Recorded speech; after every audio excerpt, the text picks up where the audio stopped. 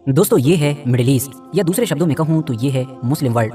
आज के दौर में इसकी इमेज ऐसी बन चुकी है कि अगर दुनिया के एक आम इंसान के सामने इसका नाम लिया जाता है तो जनरली उसके दिमाग में सिर्फ दो ही चीजें आती हैं। पहली चीज तो होती है तेल, जबकि दूसरी चीज होती है यहाँ पर होने वाली एक के बाद एक। अस्सलाम वालेकुम वरहमतुल्लाहि वबरकातुहू। उम्मीद है आप लोग सब खैरियत से होंगे। मैं भी अल्हम्दुलिल्लाह अल्लाह का लाख लाख शुक्र है, ऐसा खैरियत से हूँ। और इंशाअल्लाह जिस वीडियो रिएक्शन देने आ रहे हैं आरिश नेटवर्क, इनके चैनल का नाम है, इनके चैनल का लिंक मैं डिस्क्रिप्शन में दे दूँगा। आप लोग इनके सब्सक्राइब करिएगा और मेरी वीडियो को अंत तक देखिए। दोस्तों आज की वीडियो बड़ी इंपॉर्टेंट होने वाली है। दोस्तों अक्सर लोग ये कहते हैं मुस्लिम हुकूमतें जहाँ जहाँ भी हैं वहाँ हमेशा जंग का माहौल रहता है। ऐसा नहीं है दोस्तों। आप पिछली सदी में चले जाएं, पिछले वक्त में तो ये जहाँ भी मिडिल ईस्ट इलाके हैं जहाँ भी जंगें चालू हैं, इस टाइम हम सब देख ही रहे हैं, तमाम जगह जंगें चालू हैं। सीरिया हो, हिजबुल्लाह हो, ईरान हो, इज़राइल और फ़िलिस्तीन या गाज़ा, तमाम जगह जंगें चालू हैं। दोस्तों ऐसा ये पहले नहीं था, अब ऐसा क्यों है आइए हम लोग जानने की कोशिश करते हैं इस वीडियो ज़रिए से। ये जंगें जो हो रही हैं, यानी कि इससे पहले भी जब बहुत ख़तरनाक जंग हुई जिसे दूसरा वर्ल्ड वार कहा करते थे, तो ये जंगें सब क्यों हो रही हैं, क्या वजह है, और इससे पहले कि ये मुल्क कैसे थे, अमन अमान सुकून था या नहीं था, या जो भी कुछ था, आइए हम सब जानेंगे इस वीडियो के ज़रिए से। वीडियो अंत तक ज़रूर देखिए, अच्छी लगे तो शेयर करिएगा। तो चलिए बिना देरी की वीडियो स्टार्ट करते हैं, फिर उसके बाद बात करते हैं। दोस्तों ये है मिडिल ईस्ट, या दूसरे शब्दों में कहूँ तो ये है मुस्लिम वर्ल्ड। आज के दौर में इसकी इमेज ऐसी बन चुकी है कि अगर दुनिया के एक आम इंसान के सामने इसका नाम लिया जाता है तो जनरली उसके दिमाग में सिर्फ दो ही चीजें आती हैं। पहली चीज तो होती है तेल, जबकि दूसरी चीज होती है यहाँ पर होने वाली एक के बाद एक कभी न खत्म होने वाली खतरनाक जंगें। क्योंकि चाहे इराक हो, सीरिया हो, लेबनान हो, फिलिस्तीन हो, यमन हो, लगभग आधे ही मिडिल ईस्ट का यही हाल है। यही वजह है कि आप लोग देखते होंगे कि बहुत सारे लोग तंजिया अंदाज में सोशल मीडिया पर ये भी कहते रहते हैं कि जहाँ जहाँ पर मुसलमान ज्यादा आबादी में हैं या जितने भी मुस्लिम देश हैं वहाँ पर जंगे ही जंगे हैं, जबकि बाकी दुनिया में सुकून रहता है। हालांकि दोस्तों ये बात तो फैक्चुअली सच नहीं है, लेकिन जो बात पूरी तरीके से सच है वो ये है कि इस मिडिल ईस्ट का ये हाल भी हमेशा से नहीं हुआ करता था। ज्यादा नहीं, अगर आप लोग सिर्फ 2-3 सदी भी पीछे चले जाएंगे तो आप देखेंगे कि मिडिल ईस्ट का नक्शा, मिडिल ईस्ट की किस्मत, मिडिल ईस्ट की कंडीशन सब कुछ अलग थी। दुनिया में जितने भी अमीर, ताकतवर और पीसफुल शहर हुआ करते थे उनमें से ज्यादातर तो मिडिल ईस्ट में ही मौजूद थे। नक्शे के एंगल से भी मिडिल ईस्ट आज की तरह इतने छोटे छोटे देशों में बटे होने की बजाय यूनाइट नजर आता था। मतलब कभी तो ये सिर्फ एक ही सल्तनत के अंडर में होता था कि जिसको मुसलमान खिलाफत भी कहते थे, तो कभी ज्यादा से ज्यादा 2 या फिर 3 सल्तनतों के अंडर में पूरा मिडिल ईस्ट सिमट जाया करता था। और मिडिल ईस्ट में ये दस्तूर 10, 20, 50, 100, 200 साल नहीं बल्कि 1000 साल से भी ज्यादा चला। लेकिन फिर 20वीं सदी की शुरुआत में, मतलब कह सकते हैं कि आज से लगभग 100 साल पहले, एक दिन एक ऐसा खुफिया मुआहिदा हुआ, एक ऐसी डील हुई, एक ऐसा एग्रीमेंट हुआ कि जिसने मिडिल ईस्ट की किस्मत को, मिडिल ईस्ट के नक्शे को, मिडिल ईस्ट के फ्यूचर यानी कि भविष्य को बदल कर रख दिया। और हैरानी की बात तो ये है कि मिडिल ईस्ट को पूरी तरीके से बदल कर रख देने वाली ये खुफिया डील भी खुद मिडिल ईस्ट में नहीं बल्कि उससे हजारों किलोमीटर दूर हो रही थी। तो अब सवाल ये है कि आखिर उस डील में हुआ क्या था, किन के बीच हुई थी ये डील, और उस डील ने किस तरह से कभी दुनिया की जन्नत माने जाने वाले मिडिल ईस्ट को आज इस हालत में पहुंचा दिया। कैसे कभी इस्लाम की यूनिटी का सिंबल माने जाने वाला ये मिडिल ईस्ट इतने छोटे छोटे देशों में बढ़ गया। तो साथियों अपनी कहानी का आगाज करें उससे पहले मेरी आप लोगों से बस एक छोटी सी रिक्वेस्ट है कि अगर आप लोगों ने अभी तक मेरा सेकंड चैनल के जिस पर मैं न्यूज और मेनली इजराइल और फिलिस्तीन के मैटर को कवर करता हूं उसको सब्सक्राइब नहीं किया है तो डिस्क्रिप्शन और कमेंट्स बॉक्स में दिए गए लिंक के जरिए से कर सकते हैं। बाकी यूट्यूब पर साजिद ज़ोहैब लिखकर भी सर्च कर सकते हैं। टॉपिक पर वापस आएं तो कहानी शुरू होती है 20वीं सदी की शुरुआत से। जैसा कि हम जानते हैं कि 1914 में फर्स्ट वर्ल्ड वॉर शुरू हो चुकी थी। इस जंग में जहां एक तरफ France, Britain, Russia, America, Italy, Japan और इसके अलावा बहुत सारे देश थे, तो वहीं दूसरे ग्रुप में जर्मनी, ऑस्ट्रो हंगेरियन एम्पायर के साथ साथ वो ऑटोमन एम्पायर भी था कि जो पिछली कई सदियों से ज्यादातर मुस्लिम दुनिया को कंट्रोल करता रहा था। जंग 1914 से लेकर 1918 तक चली, मगर जिस वक्त ये जंग चल रही थी उसके बीच में ही, या दूसरे शब्दों में ये भी कह सकते हैं कि 1916 की शुरुआत में ब्रिटेन और फ्रांस ने एक खुफिया डील की। इस डील और इस एग्रीमेंट को करने के लिए ब्रिटेन की तरफ से मार्क साइक्स तो फ्रांस की तरफ से जॉर्ज पिकॉट शामिल थे, इसीलिए इस पूरी डील को साइक्स पिकॉट एग्रीमेंट के नाम से भी याद किया जाता है। आसान भाषा में समझें तो आप ये कहिए कि इन दोनों ताकतों ने मिलकर अब ये प्लानिंग शुरू कर दी थी कि पहले तो हम सल्तनत उस्मानिया को खत्म करेंगे और उसके बाद ये जो पूरा मिडिल ईस्ट है, मुस्लिम दुनिया है, इसको आपस में बांट लेंगे। न सिर्फ बांटने की ही प्लानिंग बल्कि इस एग्रीमेंट में तो वो लकीरें, वो लाइंस भी खींच दी गई थी कि जिनके जरिए से उस मिडिल ईस्ट को कई टुकड़ों में बांटा जाना था कि जो मिडिल ईस्ट हमेशा से यूनाइट होकर रहा था। फ्रांस और ब्रिटेन के इन दोनों डिप्लोमेट्स ने एक दिन टेबल पर बैठकर अपनी पेंसिल के जरिए से पूरे मिडिल ईस्ट पर लकीरें खींच दी, बिना ये बात जाने कि किस इलाके में किस धर्म के लोग रहते हैं, किस इलाके में किस जाति के लोग रहते हैं, किस इलाके में रहने वाले लोगों की जबान क्या है, कल्चर क्या है, कुछ भी जाने बगैर। और ये दोनों लोग भला इस चीज का ख्याल रखते भी कैसे, इन दोनों को तो शायद उन सारे इलाकों में रहने वाले लोगों के नाम तक नहीं पता होंगे। अब मिडिल ईस्ट का ये बंटवारा हुआ कैसे था ये देखने के लिए आपको जरा मैप पर नजर डालनी चाहिए। इसमें आप लोगों को ये जो रेड कलर नजर आ रहा है ये वो इलाका था कि जो डील के मुताबिक ब्रिटेन मतलब कि ब्रिटिश एम्पायर को मिलना था।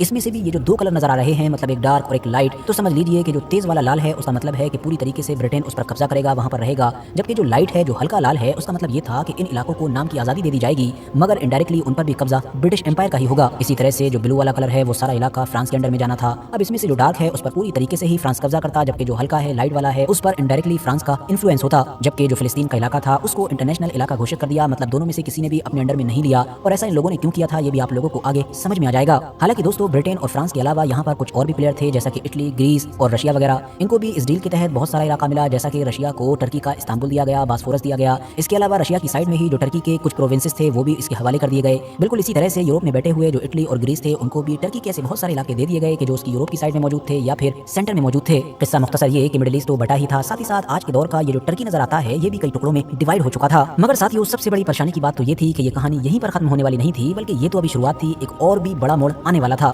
अब जैसा कि हम जानते हैं कि यूरोप में तो फ्रांस और ब्रिटेन का सामना जर्मनी और ऑस्ट्रो हंगेरियन एम्पायर से था, लेकिन मिडिल ईस्ट में उसका सीधा मुकाबला ऑटोमन एम्पायर से था। और ऑटोमन एम्पायर भले ही पहले से काफी कमजोर हो चुका था, लेकिन फिर भी इतना ताकतवर जरूर था कि उसने वर्ल्ड वॉर के शुरुआती सालों में ब्रिटिश एम्पायर को हर मोर्चे पर ही धूल चटाई। ब्रिटिश एम्पायर को यह रियलाइज हो चुका था कि ऑटोमन एम्पायर से डायरेक्ट तो नहीं जीता जा सकता है, इसीलिए उन्होंने एक प्लान बनाया और अरब के हिजाज, या और भी खास करके बोलूं तो हिजाज के मक्का शहर के अंदर बैठा हुआ उस दौर का जो शरीफ मक्का था, जिसको इस पोस्ट पर सल्तनत उस्मानिया के द्वारा ही किसी दौर में बैठाया गया था, उससे बात करनी शुरू की और उसको इस बात के लिए मना लिया कि अगर वो तुर्की की सल्तनत उस्मानिया के खिलाफ बगावत करते हैं, ब्रिटिश एम्पायर का साथ देते हैं उसके खिलाफ लड़ने में, और हम लोग मिलकर अगर सल्तनत उस्मानिया को हराने में कामयाब हो भी जाते हैं, तो हम वादा करते हैं कि आपको एक पूरी अरब रियासत का बादशाह, किंग, सुल्तान, खलीफा, जो भी आप कह सकते हैं, वो बना दिया जाएगा। यहाँ पर याद रहे कि शरीफ मक्का से जिस अरब रियासत का वादा किया जा रहा था वो आज के दौर का सऊदी अरबिया नहीं था, बल्कि इससे भी बहुत बड़ा था, क्योंकि उसके अंदर तो सऊदी अरबिया से नीचे मौजूद जो ओमान, यमन है, ये भी पूरा इलाका था, कुवैत, कतर, बहरीन, जॉर्डन, फिलिस्तीन, सब कुछ उसके अंदर शामिल था। जाहिर है शरीफ मक्का ने फौरन हामी भर दी और तुर्की की सल्तनत उस्मानिया के खिलाफ बगावत कर दी, और सल्तनत उस्मानिया को यह बगावत बहुत भारी पड़ी, क्योंकि इसके बाद सल्तनत उस्मानिया अपने अंदरूनी मसलों में ही उलझ कर रह गई और उनका वो सूरज इस तरह से डूबना शुरू हुआ कि दोबारा कभी वापस ही नहीं आ सका। अब आप में से शायद बहुत सारे लोग ये सोच रहे होंगे कि अरे अंग्रेजों ने ये क्या कर दिया, मुस्लिम दुनिया के जिन सारे इलाकों को खुफिया तौर पर उन्होंने आपस में बांटने की प्लानिंग की थी, उन्हीं सारे इलाकों का वादा उन्होंने अरब के शरीफ मक्का से कर दिया। तो दोस्तों जरा रुकिए, ठहरिए, अभी तो यहाँ पर एक और भी ट्विस्ट बाकी है। दरअसल जिन 4 से 5 सालों के बीच में उन्होंने फ्रांस के साथ मिलकर ये खुफिया डील की थी और अरब के शरीफ मक्का से भी ये प्रॉमिस किया था, बिल्कुल उसी दौर में ही उन्होंने यूरोप के यहूदियों से भी ये वादा कर लिया था कि अगर वो इस बड़ी जंग में लगातार ब्रिटिश एम्पायर का साथ देते हैं तो वो उनको उनकी होमलैंड यानी कि फिलिस्तीन के इलाके में एक देश बनाकर देंगे। दरअसल ये उसी स्टेट का वादा था कि जिसको आज के दौर में दुनिया इजराइल के नाम से जानती है। ब्रिटिश एम्पायर ने यहूदियों से सिर्फ वादा ही नहीं किया, बल्कि अब तो दिन ब दिन हजारों की तादाद में यूरोप से यहूदियों को फिलिस्तीन पहुंचाया भी जाने लगा। आप देख सकते हैं कि सिर्फ एक जंग को जीतने की खातिर ब्रिटिश एम्पायर ने उसी पूरे इलाके को लेकर 3 अलग अलग डील, वादे, प्रॉमिस, जो भी आप कह सकते हैं, वो कर लिए थे, और ये तीनों ही आपस में एक दूसरे से टकरा रहे थे। फिलहाल जो हुआ वो हुआ, आखिर में फ्रांस, ब्रिटेन और इनका पूरा ग्रुप ये जंग जीत गया, सल्तनत उस्मानिया का खात्मा हो गया, और फिर नंबर आया उस बंटवारे का, उस वादे को पूरा करने का कि जो उन 3-4 साल में किए गए थे। अब जब ब्रिटिश एम्पायर ने इतने लोगों से अलग अलग तरह के वादे कर लिए थे, इतना सब गड़बड़ कर लिया था, तो जाहिर है तनातनी तो होना ही थी, तो इसीलिए अब मिडिल ईस्ट के बंटवारे में तनातनी होने लगी। मगर दूसरी तरफ वो टर्की के जिसके भी बहुत सारे टुकड़े करके इन सारी ताकतों की तरफ से उस पर कब्जा कर लिया गया था, वहाँ पर कुछ और ही चल रहा था, क्योंकि एक फौजी कमांडर के जिसका नाम मुस्तफा कमाल पाशा था, जो काफी फौजी मामलात में माहिर और काबिल समझा जाता था, और उससे पहले वो सल्तनत उस्मानिया का ही कमांडर हुआ करता था, उसने जब अपने देश के इतने सारे टुकड़े देखे तो वो फौरन इस्तांबुल से भागकर अंकारा पहुंचा और वहां पर अपने अंडर में फौज को इकट्ठा करना शुरू कर दिया। थोड़े से वक्त के बाद ही इस इकट्ठी होने वाली फौज ने अब ग्रीस, ब्रिटेन, फ्रांस, अर्मेनिया, उन सारी ताकतों के खिलाफ जंग छेड़ दी कि जिन्होंने उसके इलाकों पर कब्जा कर रखा था। ये जंग अगले 3-4 साल तक चली और इसको ही टर्की की जंग आजादी के तौर पर याद किया जाता है, और इस जंग में आखिर में टर्की की जीत हुई और वो टर्की वजूद में आया कि जो आज दुनिया के नक्शे में दिखाई देता है। मगर याद रहे कि क्योंकि आज का टर्की भी ये एक एग्रीमेंट, एक डील के बाद ही वजूद में आया था, क्योंकि लगातार टर्की की फौज से जंगों में हारने की वजह से ही ये सारी ताकतें टेबल पर बैठने के लिए तैयार हुई थी। 1923 में हुए जिस एग्रीमेंट के तहत आज के दौर के टर्की को बनाया गया था, उसी एग्रीमेंट के अंदर ही मिडिल ईस्ट के उन सारे बॉर्डर्स, उन सारी लाइंस को भी खींचा गया था कि जो आज के दौर तक हम लोगों को नजर आती हैं। हाँ दोस्तों, आप लोग बिल्कुल सही सुन रहे हैं। आज के दौर में मिडिल ईस्ट में आप लोग ये जो छोटे बड़े बेशुमार देश देख रहे हैं, इनमें से ज्यादातर 1923 के इसी एग्रीमेंट की वजह से वजूद में आए थे। हैरानी की बात यह है कि फिर भी गलतियों से कोई सबक नहीं लिया गया, और 1923 में होने वाले इस एग्रीमेंट के अंदर भी ऐसी बहुत सारी बड़ी बड़ी गलतियां की गई कि जिनका भुगतान मिडिल ईस्ट को आगे लंबे वक्त तक न सिर्फ करना पड़ा बल्कि अभी भी करता आ रहा है। मिसाल के तौर पर कुर्द लोगों को ही देख लीजिए। आज के दौर में ये दुनिया की ऐसी सबसे बड़ी नस्ल है कि जिसके पास अपना कोई भी देश नहीं है, और इसका जिम्मेदार भी मिडिल ईस्ट का कोई देश, कोई मुसलमान नहीं, बल्कि यही बड़ी ताकतें थी, क्योंकि इन्होंने कुर्दों के लगातार अपने एक अलग आजाद देश मांगने के बावजूद भी इनको देश नहीं दिया तो नहीं दिया, बल्कि इनको डिवाइड भी पूरी 4 कंट्रीज में कर डाला। मतलब इनके थोड़े लोग ईरान में, थोड़े इराक में, थोड़े सीरिया में, तो थोड़े टर्की में पहुंच गए, जिसकी वजह से फिर आने वाले दौर में इन्होंने वक्त वक्त पर न सिर्फ इन चारों देशों के अंदर ही अपने मूवमेंट चलाए, इन चारों देशों की गवर्नमेंट से जंगे की, बल्कि कभी कभी तो ये चारों देश ही इन्हीं कुर्दों की वजह से आपस में लड़ गए। और ये सारा मामला आज तक भी बिल्कुल वैसा ही चला रहा है, क्योंकि आपने देखा होगा कि अक्सर इस तरह की खबरें आती हैं कि टर्की की तरफ से कुर्द इलाकों में स्ट्राइक्स की गई हैं। इसके अलावा दोस्तों, अगर आप लोग पुराने जनरेशन के हैं तो शायद आपने अपनी आंखों से ही उस दौर में खबरें देखी होंगी। अगर आप नई जनरेशन के भी हैं तब भी आप लोगों ने अक्सर ये सुना होगा कि 1990 के दौर में सद्दाम हुसैन ने कुवैत नाम के उस छोटे से देश पर हमला कर दिया था कि जो तेल की दौलत से मालामाल माना जाता है। तो दोस्तों, इस पूरे मामले में भी इन्हीं सारी बड़ी ताकतों की बड़ी गलती थी, क्योंकि इन्होंने सबसे पहले तो सल्तनत उस्मानिया के जो 3 मेजर इलाके थे उनको मिलाकर इराक बनाया, जिसमें बगदाद था, बसरा था, मोसुल था। और इन तीनों ही इलाकों में अगर आप लोग ध्यान से देखेंगे तो एक इलाके में सुन्नी थे, एक इलाके में शिया रहते थे और एक इलाके में कुर्द रहा करते थे। और फिर ऊपर से ये किया कि इराक के नीचे बिल्कुल जो एक छोटा सा इलाका था, जो न सिर्फ हिस्टोरिकली बल्कि अगर आप लोग लॉजिकली भी देखेंगे तो वो इराक का ही पार्ट महसूस होता है, उसको अलग कर दिया। और उसी को ही आज के दौर में हम लोग एक अलग देश के तौर पर जानते हैं, जिसको कुवैत के नाम से जाना जाता है। कुवैत इराक देश का ही पार्ट है। यही रीजन देते हुए ही सद्दाम हुसैन ने 1990 में उसके ऊपर हमला किया था। आखिर में मिडिल ईस्ट के सबसे क्रिटिकल मुद्दे मतलब कि फिलिस्तीन और इजराइल को कैसे भूला जा सकता है। जैसा कि हमने जाना कि फर्स्ट वर्ल्ड वॉर के दौर में ही ब्रिटिश एम्पायर ने यूरोप के यहूदियों से फिलिस्तीन में उनका एक देश बनाने का वादा कर लिया था। हजारों की तादाद में अब यहूदियों को यूरोप से फिलिस्तीन पहुंचाया जाने लगा था और 1948 का दौर आते आते दुनिया भर के अलग अलग इलाकों से एक बड़े नंबर में यहूदी फिलिस्तीन में पहुंच चुके थे। लेकिन उसके बावजूद भी जब बंटवारे का नंबर आया तो उन यहूदियों को पूरी जमीन का 62% दे दिया गया, कि जो आबादी के मामले में अरब फिलिस्तीनियों से आधे भी नहीं थे। जाहिर है इस मुद्दे की वजह से फिर पूरे मिडिल ईस्ट में कभी न खत्म होने वाली खतरनाक जंगों का सिलसिला शुरू हो गया। आखिर में बची कुछ कसर दोस्तों तेल ने भी पूरी कर दी, क्योंकि दुनिया का ज्यादातर तेल इसी इलाके से निकला, जिसकी वजह से अब दुनिया की वो बड़ी बड़ी ताकतें कि जो किसी दौर में